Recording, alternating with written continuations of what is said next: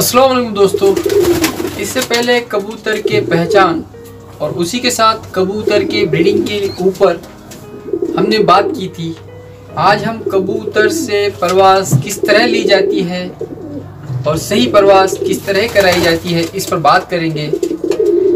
वैसे तो कबूतर वो अच्छे उड़ते हैं जिनके जिस्म के पॉइंट पूरे और अच्छे हो, चाहे वो किसी भी नस्ल से हो। जिस कबूतर के जिस्म के पॉइंट पूरे और अच्छे होंगे वो कबूतर अच्छी परफॉर्मेंस देकर अच्छे से घर वापसी करेंगे और इस तरह के कबूतर के रिज़ल्ट भी अच्छे होंगे। इस तरह कबूतर उड़ाने के लिए जैसे कुछ बातों का ख्याल रखा जाता है, वो इस तरह कि एक कबूतर के नस्ल का अच्छा होना, नंबर 2 कबूतर के दाना पानी या खुराक का सही होना, नंबर 3 एक तरतीबवार तरीके से या एक तरतीब से कबूतर को उड़ाना, उनसे परवाज़ लेना, और नंबर 4 जब कबूतर अच्छी परवाज़ या अच्छी तरतीबवार उड़ान देकर आएगा उसके बाद कबूतर को सही से संभालना।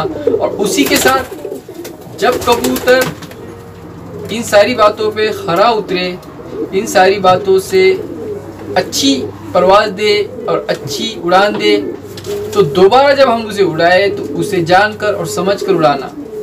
इन बातों को ख्याल रखते हुए कबूतर को उड़ाया जाता है। तो जो आने वाले अगले महीने हैं जैसे मार्च, अप्रैल, मई, इन महीनों में कबूतरों को उड़ाया जाता है, इनसे परवाज़ ली जाती है।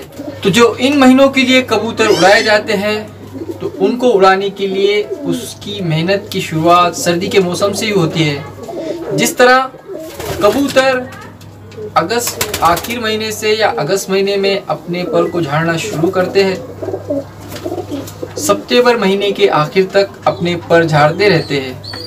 तो इस दौरान उसके जिस्मों के कुव्वत के अंदर, उनके ताकतों के अंदर कुछ कमियां आ जाती है। इसलिए इस तरह कबूतर ज़्यादातर बीमारी के चपेट में आने का भी ज़्यादा ख़तरा होता है। तो इस दौरान कबूतर के पतझड़ के मौसम के दौरान कबूतर की अच्छी देखरेख करना, उसी के साथ जब पतझड़ का मौसम ख़त्म हो जाए तो कबूतर को मुर्गी वाले जो टीके होते हैं जिससे बीमारियां आने का ख़तरा कम होता है उनको लगाना।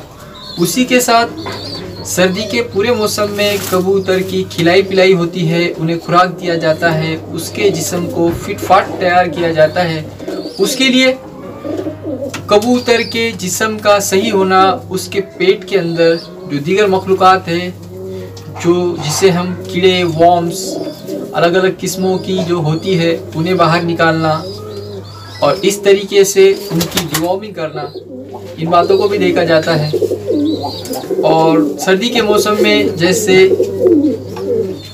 कबूतर के सर्दी से बचाव के लिए भी बहुत सारी बातों का ख्याल रखा जाता है, घरेलू चीज़ों का सहारा लिया जाता है और उन चीज़ों से कबूतरों की देखरेख होती है, उनके जिस्म को तैयार किया जाता है। और इसी मौसम में कबूतर की ब्रीडिंग भी ज़्यादातर की जाती है। और जिन कबूतरों को हमें उड़ाना होता है, तो जो कबूतर हमारे घर पर पहले से ही उड़े हो उस तरह के कबूतर को, जो घर से अच्छे मानुस हुए हो, जैसे पिछली साल उड़े हुए कबूतर, इस तरह के कबूतर को तैयार करने की शुरुआत भी सर्दी के मौसम से ही शुरू होती है। जैसे इन कबूतरों को सवेरे नाश्तों में किस तरह का खाना दिया जाएगा, उसी के साथ दोपहर के दाने वक्त क्या दिया जाएगा। और क्योंकि सर्दी के मौसम में हेवी डाइट दी जाती है कबूतरों को, उनके हाजमे के अंदर भी कुछ बातों की मुश्किलात आती है, इसलिए कबूतर के हाजमे का भी ख्याल रखा जाता है। इसी तरह कबूतर अगर महीनों में जैसे अप्रैल मई के महीने में उड़ाने हो तो उनके परों का उस दौरान सही से अच्छे से पूरा और मुकम्मल आना, इस बात को ख्याल रखते हुए जैसे फरवरी के महीने में आखिरी 15 दिन, जब आखिरी हफ्ते में कबूतर की परपटाई की जाती है, परों को उखाड़ा जाता है, उन्हें पर दिए जाते हैं। इस दौरान भी कबूतर की अच्छे से देखरेख की जाती है।